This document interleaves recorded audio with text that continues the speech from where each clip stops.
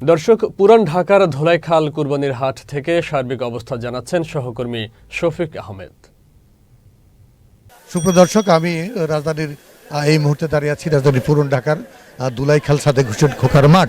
রাজধানী, আপনারা জানেন যে রাজধানীতে মোট 21টি এইবার কুরবানি ঈদের যে পশুর হাট বসেছে তার মধ্যে অন্যতম একটি হাট হচ্ছে রাজধানীর পুরান ঢাকার এই সাদেক হোসেন খোকা মাঠ। আমি আজকে দুপুর থেকেই কিন্তু এই মাঠে পুরো মাঠ ঘুরে দেখেছি, পাইকারদের সাথে কথা বলেছি, ইজারদার সাথে কথা বলেছি এবং যারা ক্রেতা সাধারণ আছে তাদের সাথে কথা বলেছি। তবে হাট জমে উঠেছে, পুরান ঢাকার হাটটি জমে উঠেছে। আমি যা দেখলাম যে পুরান ঢাকার হাটটি কিন্তু জমে উঠেছে। আজকে ক্রেতাদের অনেক ভিড় আছে এবং বেচা কিনি কিন্তু শুরু হয়েছে।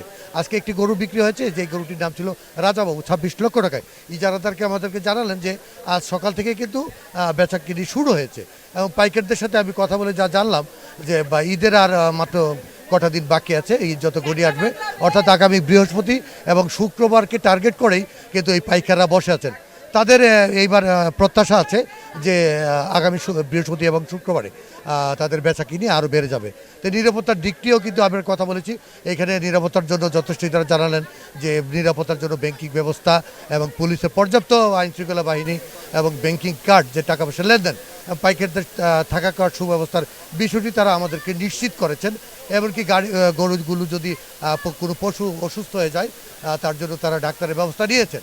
সার্বিক দিক বিবেচনা করে ইজারাদার কথা বলে যা আমরা জেনেছি যে এই হাটের সম্পূর্ণ নিরাপত্তা এবং এই হাটটি আগামী ঈদ যত কাছে আসবে তত আরো জমে উঠবে এবং বেচা কিনে আগের হাটের চেয়ে অনেক ভালো হবে বলে সবাই মনে করছেন।